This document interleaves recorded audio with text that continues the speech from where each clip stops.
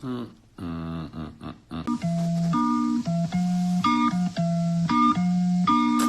somebody's got a little vino out there somewhere.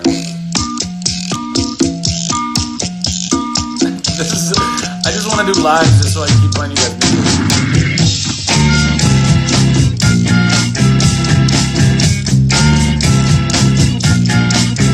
Too loud? Not loud enough.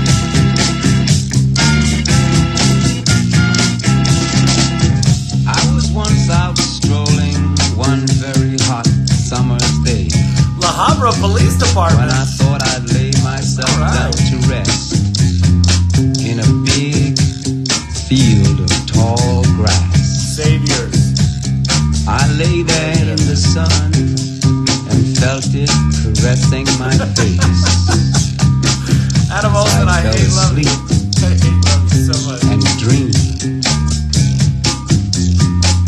I dreamed I was in a Hollywood movie. Hope everybody's grooving out there right now. And that I was the star of the movie. This really blew my mind. The fact that me, an overfed, long-haired, Waiting for one chorus. sleeping gnome, One chorus. should be the star of a Hollywood movie. There I was. I was taken to a place, Boogie Night soundtrack. the hall of the Mountain King. I stood high upon a mountain top, Little jazz flute. naked to the world, in front of every kind of girl. There was long ones, tall ones, short ones, brown ones, black ones, brown ones, big ones, crazy ones. I don't know. Out of the middle came a lady. Una cosa de loco, una fiesta. She whispered in my ear Everybody now. something crazy. Yes. She said, Listen. "To the wine, take that girl. To the wine, take that girl.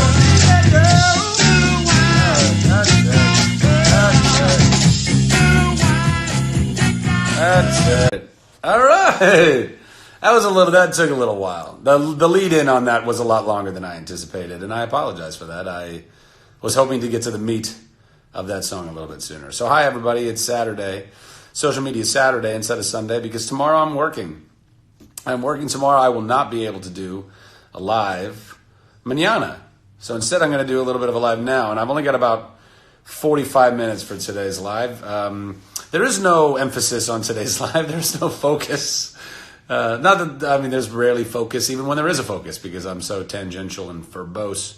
But there is no particular focus today. Some people were asking me if I was going to get into like theology, and faith and religion and all that jazz, which I do want to get into at some point, because I think it's really important. I'm just burping away. I think it's really, really important that we talk about these things. But I'm not going to do that today. I might talk about a little bit of stuff here and there, but did Eric kill the 1,000-legger yet? I don't know. Eric, did you kill that weird house centipede? Yes. He did. Killed it. I think it deserved to die. It's just an ugly insect bug thing that needn't be in his sink. What is my podcast going to be called? I have a few ideas. I am going to do it, by the way. I've been thinking about it for too long to not at least try. I don't know. And we did Picking Favorites through Nerd Machine, and I did enjoy that, but it didn't really tackle the kind of stuff that I'd like to tackle, I suppose. And so that's when I really started seriously considering doing a different type of a podcast. And I think I have a name for it, but I'm not going to share it with you now because I don't want anybody to go and grab it. Somebody's going to take that idea and they're going to grab it. And then I'm going to have to pay them money to get it from them, to get the URL. I don't want to have to deal with that. Is it hair gel? No, that's just wearing a hat. Pretty great, huh? Skip politics and religion, just be fun. No, sorry. I think politics and religion can be fun on some level. I just think that there's a lot of shit out there, and it's shitty because we don't talk about it. This whole thing of like, never discuss politics and religion and in mixed company. No, just don't be an asshole when you discuss politics and religion in mixed company. I think we need to talk about these things, and it's okay to talk about these things. And, we're in very interesting times in our world right now. I think partly because we haven't talked about it. This whole polite, let's not talk about it. Then we end up with people having opinions that we never knew they had, and we're shocked about it. And we never even had a chance to talk to them and weigh in, and maybe we could have helped them to understand something, or maybe they could have helped us to understand something better if we would have earnestly and honestly approached them and tried to understand them more. And I think we need to do that more. I think we need to really try to understand other people more and not just assume that they should be who we are or that they are who we are. So I think that can be done in a really entertaining way. I think that can be fun, or at least meaningful, and I mean, look, I'm always, a little snarky and a little sassy and a little fun. So I'll try and bring that fun. I do not watch The Good Doctor, but thank you for your question. Thank you, Sai Shahastar. Do you agree with what with what I'm saying? And I appreciate that you agree with what I'm saying, because I do think you approve of what Eric is saying. Yes, as do I. Any advice on being the best version of yourself and not procrastinate? I mean, honestly, I've dealt with procrastination. We all deal with procrastination so much, don't we? I think at the end of the day, you really just have to understand that you are the biggest thing standing between where you are now and where you want to be. That's it. Now, that's not to say that there's some of us in parts of the world that are downtrodden. You are literally living in circumstances that are not your making, that you might live in a dictatorship. You might live... I'm really grateful for this news that we're hearing out of North Korea, South Korea, and this armistice and all that. I think that's beautiful. But the people of North Korea have been living in a totalitarian dictatorship. I mean, I don't even know what it's like to live there. So I don't know how much agency they have to make their lives better. But if you live in the Western world and you're procrastinating, then yeah, that's you. You're standing in the way of your own happiness. And as somebody who's done plenty of that in my life and who I feel like is finally starting to change that, because I've finally understood what it means to love myself, crazy at 37. I'm just a big proponent of encouraging everyone out there to stop shoulding all over yourself, stop speaking ill of yourself to yourself, love yourself, and go after the things that you really want to go after. And by the way, it might not work out the way that you hope it will work out or think it should work out. That's more shoulding. You might not get the results that you want. I want to go be the next John Mayer, and you go pick up a guitar and it's just not in the cards for you. I don't know what to say. But go try. At least go try. And be honest with yourself along the journey, and be patient with yourself along that journey, and love yourself along that journey, because you're worthy of that love. It's hard to change an internal monologue, though. Easier said than done. Amen. It is difficult to change an internal monologue. That's why through the therapy I've gone through, I can just try and share that with you, that you can do it. It can be done. I didn't realize my internal monologue was so bad. I didn't realize my self-talk was so bad. I didn't realize that I had taken so much of what my mom and stepfather had unwittingly put on me. And that, the abuse or trauma are things that I wasn't even able to identify until later in life. And once I did, you can label it. You can look at it and say, oh, that's fucked up. That's not right. That shouldn't have been the way that it went down in my life. And I didn't bring that on myself. I was a child, and now I'm an adult, and I can let go of that. I can forgive myself of that. I can be patient with myself. I can love myself. And it's beautiful, guys. I mean, I can't stress it enough. Look at yourself in the mirror and tell yourself that you love yourself. If you're struggling with that in any way, shape, or form, start right there. Tell yourself that you love yourself. Tell yourself that you love yourself until you're crying. I've done it. I've fucking done it. It's hard, because particularly if you hate yourself or if you don't like things about yourself in your life. But it can be done. You can get over that hump. I have every faith in every single person out there right now watching this, or you watch it later. I can't come to your high school play. I'm sorry. What's your play, though? What are you doing? My high school, my alma mater, Buena High School in Ventura, is doing She Loves Me. And they said they're doing it kind of in honor of me being nominated, for doing it on Broadway and being nominated, which I think is a really lovely thing. I mean, I think they should do the play regardless. But if they actually did it because of me, that's a huge honor. That's pretty dope. Indonesia here. All right. Speaking for all of Indonesia. Well done. I love yourself, Zach. Oh, well, thank you. I love you too. My distress is not with myself; it is with my family members. Ooh, no, come back. Is with my family members leaving without reasons. Now that's painful. Listen, abandonment is, man. Abandonment's fucked up. I don't know what it's like. I don't know what it's like to be a foster kid. You know, right now I'm playing one in Shazam. And I'm really grateful that we get to kind of tackle a little bit of that in the movie, but I have no idea what it's like to be a foster child or an orphan, or, you know, the deepest levels of abandonment. But I know that even the most atrocious things that are committed against children, that they can be healed from. I believe that with everything in me, including family members leaving you without reason, or for bad reason or whatever. And it's not your fault. I mean, guys, to quote Good Will Hunting, you know, that scene between Matt Damon and Robin Williams, when Robin Williams is just looking at him saying, it's not your fault, it's not your fault, it's not your fault. I can't tell you how true that is. If you've been abused or hurt as a child because of things that your parents did or other family members did, and you've been internalizing that and you've been holding on to that, it's not yours to hold on to.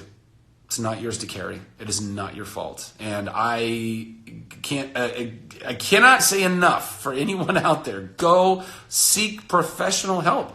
There are people out there right now, therapists, that can work wonders with you. And I think now more than ever, we as a society need to dive into this, not just because of the mental health conversation that's finally being had, but look at how much shit's going on just with social media. I mean, you know, it's this double-edged sword, right? I love that I get to do this. I love that we get to have this moment and interact like this. But, and by the way, and I do really appreciate kind of where my own social media has gone recently, and being able to, I think it's the best use I could find of social media, which is to just reach out and, you know, like the old AT&T commercials, reach out and touch someone. For you millennials, you'll have no idea what I'm talking about. But you can Google it. It's probably on YouTube. But, you know, social media is fucking people up. It's really fucking people up. It's screwing up kids' minds and hearts. It's a constant comparison game. Therapy is so crucial to having a firm idea of what reality is. And social media is chipping away at reality in massive ways. So please, if you have the time, if you have the resources, if you were at a place like the gentleman the other day that was asking about looking for some help, who's in university. And a lot of universities have therapists on hand that can help you with that. Psychologists can help you with that. Guys, there's nothing wrong with it. Go figure it out. Go help yourself. Love yourself. Give yourself those tools. They're available, and they're so helpful. Other celebrities do live talks mostly about themselves. Well, you know, everybody's on their own journey, you know. And look, and you get to vote. You get to vote with your own voice. You get to either tune into their talks or not. And the less people tune into, I don't know, self-aggrandizing, narcissistic talks, the less those will be, I guess. I don't know. Look at your social media. Go through your social media right now and look at people who you think are authentic and who give a shit about the world and give a shit about you and care about making great product. And follow them and unfollow everybody else. You have the choice. Guys, the power's in your hands. It's literally in your fingers. You can go boop or boop, whatever those two options were. Let's make book clubs cool again. All right. I've never been a part of a book club. I need to read more. I need to do audiobooks, as someone told me recently. Oh, Eric Blackman, you're killing me. Fuck a product? F-U-K a product? I don't know what that means. We love you here in Cleveland, and I love you back. I always liked that bit at the Drew Carey show. Cleveland rocks! I always liked that. I've never been to Cleveland, but... yeah, strange world this is indeed. By the way, can we please stop talking about Avengers: Infinity War just for spoilers' sake? I don't want. I haven't seen it. I can't wait to go see it, and I don't want to see anything on my feed about it, and I don't think anybody else on the feed needs to see it either. So that should have been just. I know that's my bad. That should have been ground rule number 1. No talking about Avengers: Infinity War. I'm actually doing Erica Brooklyn 30. How am I doing today, my friend? I'm doing really well. I'm groovy. I'm so blessed. I'm so unbelievably blessed. I try to take account of my blessings on a daily basis, and sometimes multiple times a day. You know, just take that step back. Maybe right now or after this is over. I don't know. Try as I know it sounds weird, but just take that step back from your own life, you know, and just have a little perspective and look at your life and go, where am I at? And how groovy is this? You know, I look at my life and I feel very, very groovy. I'm living my dreams I had since I was 4 years old. And I know I'm living a lot of other people's dreams too. To be an actor, to be successful as an actor, to be a superhero in a movie. Like, it's insane. It's so crazy. Greetings from Argentina. Hello, Argentina. That's right, my human experience. Groovy. I don't know what it is. I really love like 70s hippie surfer talk. It's kind of my favorite thing. I don't know. Maybe just because I feel like it's just like a chill way to talk. How's my hometown recovering from the mudslides? Pretty well, I think. All things being considered, Ventura, you know, we got rocked by those fires. The mudslides didn't nail us as much as they nailed just up the coast from us. Near Santa Barbara, which was really tragic, and you know, some people died during that and didn't heed a lot of warnings, and you know, that's some gnarly stuff. Recently, though, in Ventura, for anybody who's interested in Ventura news, there's been this thing going on because there was a gentleman literally eating lunch with his family. His daughter was in his lap. And a homeless man went into the restaurant. A homeless man that had already been outside and kind of screaming and being a little chaotic, and the police were called and all that jazz. But then, you know, hours later, this guy comes into this restaurant and stabbed this guy in the middle of the restaurant with his daughter sitting in his lap. Just stabbed him. Apparently, there was no connection between the two. The homeless man was deranged. He was unhinged and he was deranged. And the gentleman died. I mean, it's really, really sad all the way around. And so there's been a conversation going on in Ventura about just, what do we do? What do they do? You know, with the homeless versus vagrants, and there's a whole conversation there because people delineate between the two. As I think we ought to. I think that there is a difference between someone who life has happened to them and they are now finding themselves without a home, and then there are other people who have made decisions in their life. Some who very, very, very specifically and very openly say, no, I just don't want to have a job. And I'm not saying that's all. I'm saying there's varying levels of all of this. And how do you handle that? How do you deal with panhandlers? How do you deal with all of this stuff? You know, and a lot of that stuff is a personal journey, but that's kind of what's going on in Ventura right now, from what I can tell on the social medias. If I can be so bold as to abbreviate social media down to social medias, the social medias. Hey guys, what's up on the sockmids? That's stupid. I can't follow you. I'm sorry. Tell us what to expect with Shazam. I don't know. Fucking awesome time. I hope. I don't know. Let's see. How's everything after the tragic event in Toronto? Yeah, for all those of you guys who may not know, there was also a really tragic event that happened in Toronto last week. A young guy drove his van literally up onto the curb, ran over. I don't know, but I think something. I think the reports now is something around 16 people. 10 of those people died, ranging from all over the age range, and unbelievably sad. Similar to things that have happened in other countries around the world, including the United States. I think Toronto. I think the police department handled it incredibly. The guy was trying to get the police to shoot him, and they didn't. It's sad. I don't know what else to say other than it's just very sad. And the only other thing I can add to it, and please hear me when I say this, is I not only does my heart break for everyone who's passed away and every one of their friends and family, my heart breaks for this young man. My heart breaks for this guy who clearly was in such a horrible, bad, dark place in his life. And God knows what he's been through in his life, that he felt that that's what his option was to go take a van and go run over a bunch of people. And somewhere in this young man is a little boy that's scared and that's hurt and has been abused, probably, that's gone through whatever. He has not been instructed and encouraged correctly in his life. And that's, I don't know, that's something the older I've gotten, the more I've tried to use as much empathy as I can when looking at those that we all typically would love to just write off and just vilify and go, what a horrible, evil person that is, and I understand, those are horrible, evil acts. But they're coming from a person who may or may not have been abused themselves. I mean, I don't know. I don't know all the details, but I think it's important that we try to maintain some kind of perspective in that. Let's move off of the sadness. That's getting really sad. I'll take another coffee. Thanks. All right. I love you guys too. There's so much love. Thank you very much. I really appreciate all the love. I appreciate all the... Oh, let's see the hearts. Oh, there's the heart. See, you start talking about the love and the hearts and then boom, more hearts.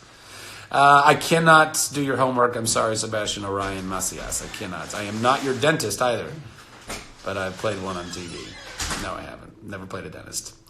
I know it is like everyone's afraid to show empathy. I think, it's weird. I think people are afraid to show empathy because if you start showing empathy, then you're accused of somehow siding with the person that did the wrong. But I don't think that's true at all.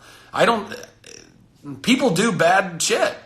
And we have to be able to call people on doing bad shit. But to say, hey, let's just at least attempt to use a little empathy to understand the person doing the bad shit. I think that's pretty important to do. But so I'm going to try to not be afraid to do that. And I encourage you guys to not be afraid. Let's all do that together. Let's not be afraid to learn empathy and show empathy to everyone around us. Even people that we all know are doing really bad stuff. Let's not let them do bad stuff. Let's stop them as best we can from doing the bad stuff. But let's try to see the humanity in each one of us. I think that's important to do.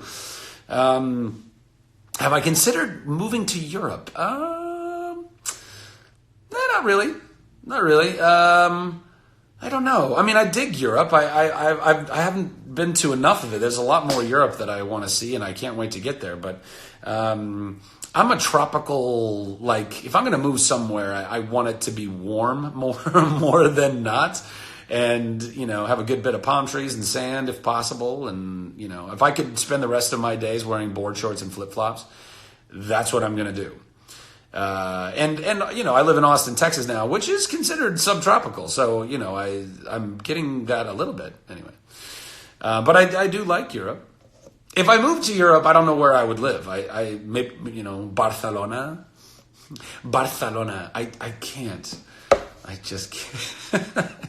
But I had a great time in Barcelona. I really liked Amsterdam too. But Amsterdam, we happened to go in a really beautiful time of the year, and it was gorgeous. I went to the beach in the Netherlands. Who does that? We were out throwing a football around. It was great. But I know that's not typical. I know typically it's pretty freaking cold in Amsterdam all the time. Listen, for all you Brazilians out there, I'm trying to come to Brazil. I am trying to come to Brazil. I'd love to come. I will come. At some point, I don't know. I wrote and self-published the first book. Well, good for you. Good for you for self-publishing your first book. That's fucking dope. Have I heard of Victoria, Texas? I've not heard of Victoria, Texas. Although, Texas is a massive place with a lot of... I feel like Texas is literally so big. This is how you can know how big a place is without ever having visited there. Just look at some of the names of the towns in a massive place, and then you'll know how big it is. And by that I mean, because they literally run out of ideas. I think in Texas there's places called just Plainfield, level land. Like, these are actual names of towns because they ran out of proper names, and then they came up to another flat area. They're like, we'll call this flat place. I mean, literally, that's, they're just running out of ideas. That's how much land they had to name. Most actors do reside in California, but I think the business is kind of changing. Technology, actors can put themselves on tape for auditions and whatnot, and everything doesn't, most things don't shoot in LA anymore, which is, so, you can kind of live in other places. South Africa, I'd love to come to, I've seen about this, there's a brand new con in South Africa. I'd love to come check that out at some point. I go where my convention agents, What kind of hair products? I typically use a Veda hair products, like a Veda molding paste or forming cream. I don't know what the hell it is. Something like that. I like to use stuff that's a little like as much all natural as possible. I was trying to stay away from those parabens, those nasty parabens, whatever the hell those are. Thank you very much. My visit to the Philippines was, it was inspiring and heartbreaking at the same time. I don't know how else to sum it up, honestly. I mean, I for those who don't know, I went to the Philippines the last summer with Operation Smile on their 30th anniversary. It was a big year for them, and they started in the Philippines. And, seeing families that are dealing with cleft lips and palates, and, that's hard enough. But then seeing so many of these, basically almost all of these families that are in developing countries, and they have nothing. They have nothing, and then on top of that, they have a child or multiple children that have cleft lips or palates and have no access to clean, affordable surgery. And, for anyone out there, if I encourage anyone and everyone to go to a third world country and just open your eyes and open your ears and shut your mouth and open your heart and just take in the plight of other people, because that is the quickest fucking way for you to really take stock of your own life and be happy about it, particularly if you live in a Western society and you have all of the trappings and blessings that come with that. But it was also very inspiring seeing, the people within the Philippines, not just all of the doctors and surgeons, everybody that flew in, and my, schmucko actors like myself, but seeing the local people on the ground giving so much of their time and love and energy, and meeting these incredibly resilient families that are living in abject poverty. And, that's very inspiring. So I look forward to getting back. My eyes are not green, but they're greenish. I don't know. They're like hazel. I feel like they've changed as I've gotten older. Does anybody else have that? I feel like my eyes have gone from being they were brown, and then they just lightened up as I've gotten older. I've never been to Montana. Shannon Macmillan, I've never been to Montana. I look forward to going to Montana at some point. It's also another big place that probably has a lot of town names that are like, okay, we'll call this Brown Tree. Why? Because there's a big brown tree here. Salam to you too. I can't pronounce XUDG. That's just a bunch of consonants in a row. I can't. Go to Ohio. Maybe. I might. Been to India? No, but I would love to go to India. Honestly, India, that's one of those things that, its reputation precedes itself. And I've seen a lot in movies and talked to friends who have been to India, and then just the caste system, and, how people down on the bottom are just fucked. They're just fucked. And my empathetic heart breaks. I haven't even been there, and it just I start going, oh man, I don't know how I'll handle that. But I think maybe now that I don't know. But I do want to go to India very badly. I want to go everywhere. I want to see everything and meet everyone, and I love experience. I love knowledge and experience. That's how you build empathy. That's how you understand the world. That's how you understand yourself. I encourage everyone to keep digging into that, guys. Keep digging in. Will my album that I'm planning be Sinatra style? I think the first album will probably, because it'll, it's the first. I don't know. I don't even know what the hell I'm doing. I've got some feelers out to some really legitimate producers to help me kind of through it. But I think, given that I'm not really a legitimate recording artist, I think going and doing some covers of some big band, standard swing, jazz stuff, you know. But I wanted to have a little soul. Like, that's the thing is, I really love all that stuff, but I love soul so much, you know. So incorporating some, I don't know, Motown doo-wop kind of.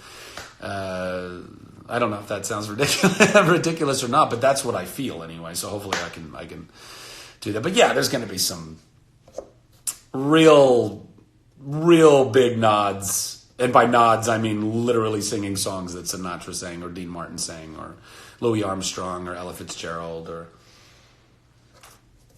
And then, by the way, and I also want to put in some other covers, some other songs that are more modern songs, but I think could be done in a really fun, you know, swingy, jazzy way. So I'll play with that as well. I hope that you guys enjoy it. I'll learn a lot about your appetite for my jazz off of the sales of the first album. Chuck Movie 2020? I don't know. Maybe. It'll happen when it happens. That's all I can tell you about the Chuck movie, guys. You just gotta... I know you feel like you've been waiting forever. Well, just keep fucking waiting. I don't know what to I'm doing the best I can. You're so cute, Shy Loves Tacos. Shy Loves Tacos, your name is the cutest. I'm assuming you're shy, and I'm assuming you love some tacos. What's after Shazam? Stuff. Please don't give us earworms in Twitter. Well, I don't know what to tell you. Other than you're welcome. I think I played Crash Bandicoot once before. I don't know. I wasn't really into PlayStation at that point. Although I am now because they have some great titles. And I do want to play the new God of War. I keep hearing incredible things about that. But I never played one God of War before. So hopefully that I'll be able to jump into this one. And will I get tired of people telling Shazam at me?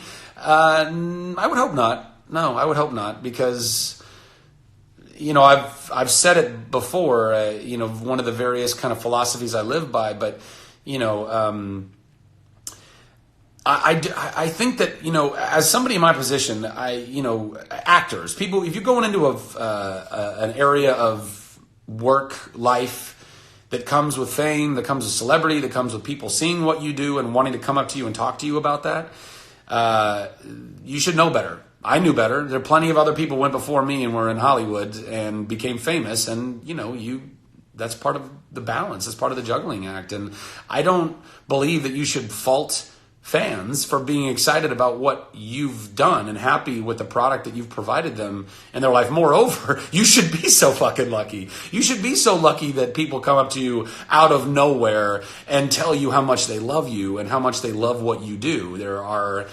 You know, this is the example I always use, but how many plumbers are being stopped in the middle of the streets by strangers saying, I love what you've done with the Johnson's toilet. Would you mind signing my plunger? Who gets that?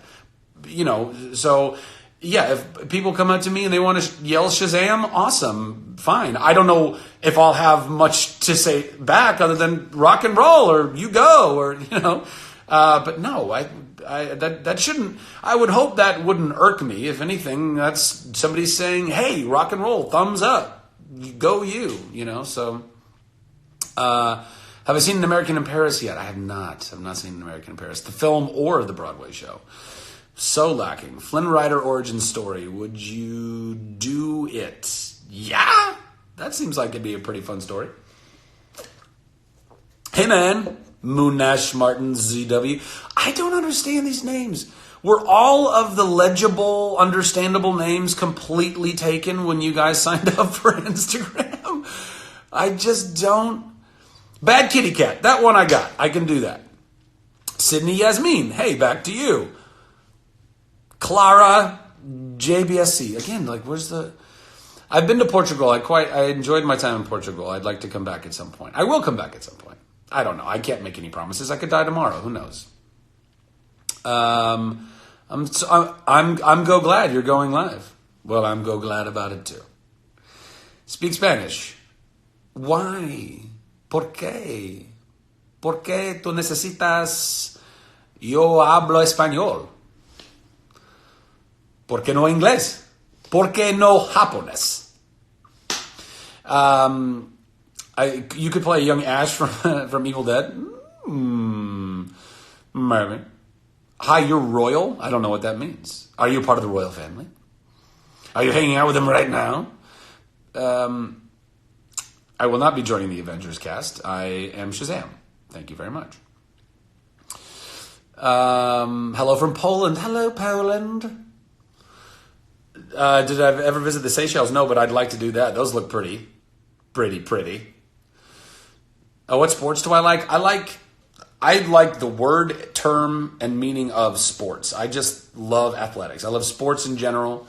For quite some time there, ESPN was just on my TV on a regular basis. I was watching SportsCenter on loop. I mean, and those of you who have done this, you know what I'm talking about. You put on ESPN, you put on SportsCenter, and then they've kind of got back-to-back, blocks of it. They're basically telling you the exact same news every single block, and yet I would just let it play. And then you start feeling a little like omniscient, as if you already know what they're about to talk about. Like Bill Murray in Groundhog Day when he's sitting in there just knowing all the answers to Jeopardy. Anyway, you're going to watch the World Cup? Yeah, I'll probably watch some of the World Cup. The U.S. isn't in it, so that sucks. But I just love athletics on the highest level. I mean, I'll watch curling finals. Which is hardly a sport. I find it to be kind of hardly a sport. But rock the Casbah. People are doing it. They love it. They're into it. They're becoming very good at it. I'm sure they would, they'd broom the floor with me, if you will.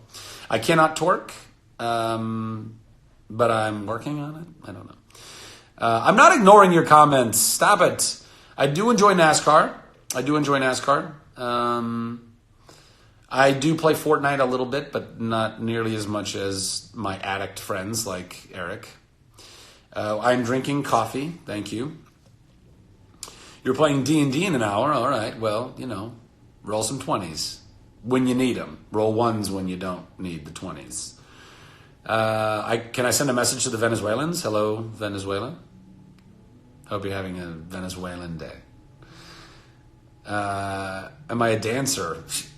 Girl, please. That's a stupid question.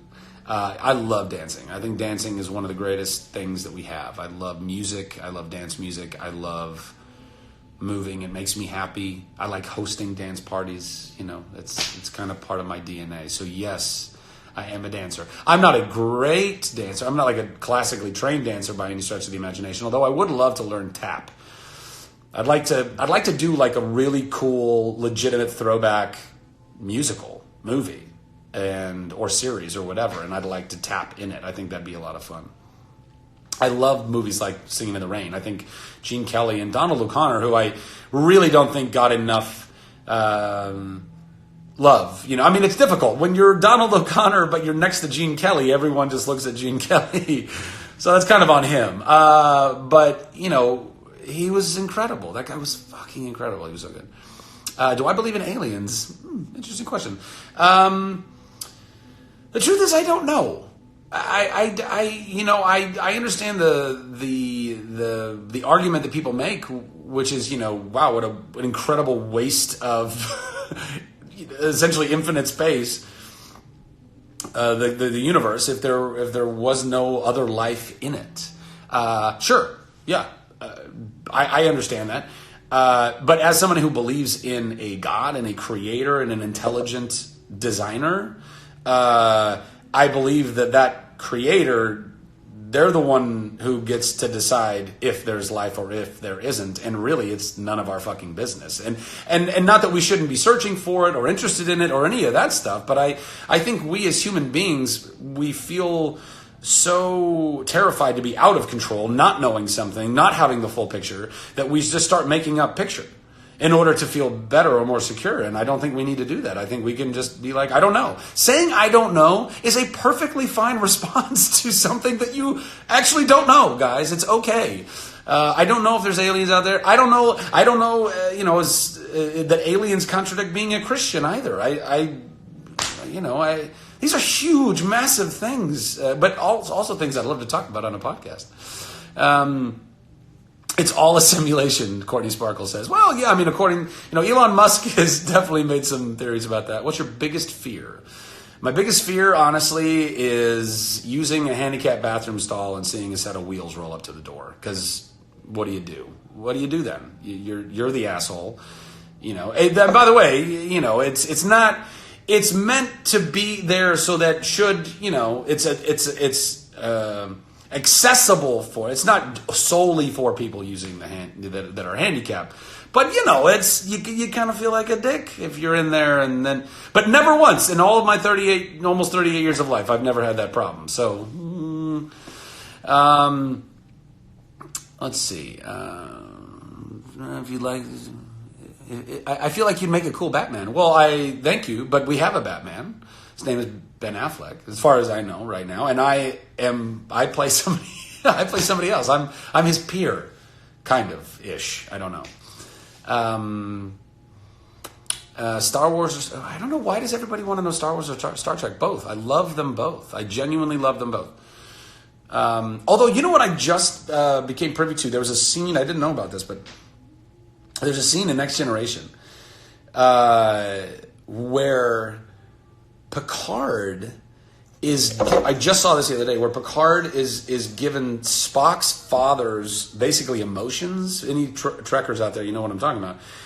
And I gotta say, it was kind of one of the smartest, coolest scenes I'd seen on Next Gen. I had missed it, or don't remember it watching it when I was younger. But it was so cool because like as somebody who's deep into the mythology, if you're deep into the mythology of Star Trek, and it's all obviously all very, very, very much connected, but getting to, I was just thinking like this, the writers on TNG were so smart to give that scene to such an incredible actor, where Picard has got to typically be pretty, by the book, and now all of a sudden they've given him an opportunity to just really emote. And I was like, wow, that's really, and you get to learn so much about Spock's dad and his feelings for his son in that scene. I was like, well, that's real smart. I like that. Oh, that episode's called Unification. Thank you very much, Avery Harbin. I take it you are a trekker. Favorite movie genre, action adventure with some comedy, Indiana Jones. I think Star Wars, the original trilogy anyway. Romancing the Stone, like movies like that. Those are the kind of movies I'd love to go make. I'd like going to make an Uncharted. I'd love to go be Nathan Drake in Uncharted and just go be in some jungles and with a machete and, with I don't know, searching for treasure. Yes, Lucille Ball is responsible for greenlighting Star Trek. That I did know. Chick flicks? No, not my favorite genre. Thoughts on Solo movie? I don't know. I think the trailer looks compelling and interesting. I think almost every trailer looks compelling and interesting nowadays. I wish that they meant anything to me anymore, but they don't. I don't think, I think trailers are all very, very thoughtfully constructed to make you buy the ticket and get you in the seat. And then after that, I feel like a lot of movies are just kind of like, well, you're on your own now, got your money, now you're going to watch this that doesn't really live up to the trailer. But I don't know that that's going to be the case with Solo. I hope it's not the case with Solo. It looks like they assembled a pretty cool group of people to do it. I will say that, obviously there was a big change in who was guiding that project. So that will be interesting to see how that all feels and shakes out. Yeah. But I really like Lord Miller. So I don't know. I was excited that they were the ones who were in charge. I was bummed to hear that they weren't in charge anymore. I think Ron Howard is amazing. He's Ron Howard. I don't know. It'll be interesting. Well, I'll Stephen Amell. Oh, Stephen Amell died. Oh, you look so handsome. You're so chiseled and you work out all the time. You've inspired me, bro. I don't know if you guys saw Stephen Amell completely destroy the American Ninja Warrior course last year. My publicist at the time so badly wanted me to do that celebrity course, and I was like, I'm sorry. No. Even if I was in good shape, Stephen Amell is doing this, and he's going to mop the floor with everybody. And you did. And I was very happy I got to be there to cheer you on. And, now I'm gotten into much better shape. So I'm achieving my goals, just not necessarily for the same reasons that I thought I would. Steven is a real ninja. He is a real ninja. Yeah. A real ninja with bows and arrows. Arrow and Shazam. Oh, I know. Wouldn't Arrow and Shazam be a fun little matchup? I think that would be fun. Bullying. What's my message to teenagers about bullying? Oh, man, so much. I actually have thought about going and doing I thought about writing a book for a long time. So that's one thing. I mean, I think everybody thinks about writing a book because I think all of us, we look at our lives and we see the journey we've been through and we go, man, there's a lot I'd love to share with people and to be known and also to help other people know themselves or whatever. But one of the biggest things I want to deal with in that is self-worth, self-love. And I think a lot of those elements are exactly what are missing in bullies. I think that's why bullies bully. I was bullied relentlessly as a kid. I mean, elementary school I was okay. And then I got into middle school. I moved from Southern California to Olympia, Washington for a year. And I was still kind of elementary school. That was 5th grade. And then I went to the Seattle area and I lived in Redmond, and I went to middle school at Rose Hill Junior High, and I was relentlessly bullied. And I was bullied by not like the kind of classic bully of like the big guy from the other side of the tracks who just wants to hit people. I was bullied by all the coolest kids in school. I was just a big punching bag for them. They would make my last name is Pugh, and they would make fun of my last name without, to no end. They would run up and they would do this thing called bat jazzing, where they'd like literally punch me in the middle of the back in my spine. And so I would do this, and they'd all giggle and laugh about it. And there was one day when going from one class to another, somewhere in transition, I got to the next class, took my backpack off, and there was a massive loogie just on my backpack. Somebody just decided to spit on me. And it was a lot. It was all the time. And it really, it was heartbreaking. I couldn't wait to move back to Southern California. First of all, the weather in the Northwest, in the Pacific Northwest, is abysmal. For anybody up there, sorry, but it's green and it's beautiful for like a week in the middle of summer. But it's gray and dreary a lot of the time. So that bummed me out being a SoCal kid. But the amount of just venom, the amount of the clicks in the system and all of the shit that comes along with that. Again, I wish I didn't care at all, but it's tough. It's really tough when you're in middle school and finding yourself and finding your identity. And then that carried into high school a little bit too. And by the way, I was a spazzy, nerdy kid who didn't shut the fuck up. I had no off button. And because I had a really bad home life, I had a really dysfunctional, unhealthy home life. And so I was constantly looking for love and validation from all of my classmates and friends and whatnot. And I'm sure that they felt that, and that became hard for them. So, not being accepted into the cool crowd isn't just them being judgmental of you. Sometimes you're a lot to handle. Sometimes you're a lot to take on. And, so I don't blame cool kids for being cool kids, but when you're using a kid as a little toy and punching bag, that's pretty fucked up, And I know that those guys, I have no idea where they're at now in life. Tom Heyer, Kevin Harris-Simowitz, Jay Posner, all of these guys who I hope they've grown into lovely gentlemen and have families and all that jazz. But, God knows what they were going through in middle school. I don't know. But bullying is not okay. It's just not okay. And unfortunately, those bullies are at home, maybe being bullied by their own parents or other friends or family, but they are dealing with something and it's not being attended to at home. And then in the school system, there's teachers are kind of screwed right now because they're not being paid enough in a lot of respects. I think the teachers unions need to be looked at in a major way and reevaluated in a major way. But now because there's so many single parents, whereas not too long ago, we had more There was less divorce. Now there's more divorce. So there's more single parents and less parenting. And now teachers need a parent, but they can't parent because if you overparent a kid at school, then their parents get involved. And how dare you tell my kid what to do? It's like, holy shit, guys, we've lost our mind. Like, somebody's got to parent these kids. Somebody, at some point. Somebody's got to sit them down and say, hey, you're worth it. You don't need to go take it out on some other kid in order to feel like you have any purpose or power or voice in this world. So anyway, that's the long way of saying I thought about maybe going and talking about this in schools, because I think clearly this is something that we still need to talk about. And more than that, I want to look at all of these kids who think they're so cool in high school, or, if I go and talk to kids in high school, and I want to tell every kid who's feeling downtrodden in high school, let it roll off your back. Guys, if you're in high school right now, if you're watching this and you're in high school, I have really, really bad news for you. You're not as cool as you think you are. The bubble is about to burst, and you're going to end up in the real world. And now, unfortunately, a lot of you are just going to feel really entitled to whatever you think life is supposed to be for you. Well, it's not.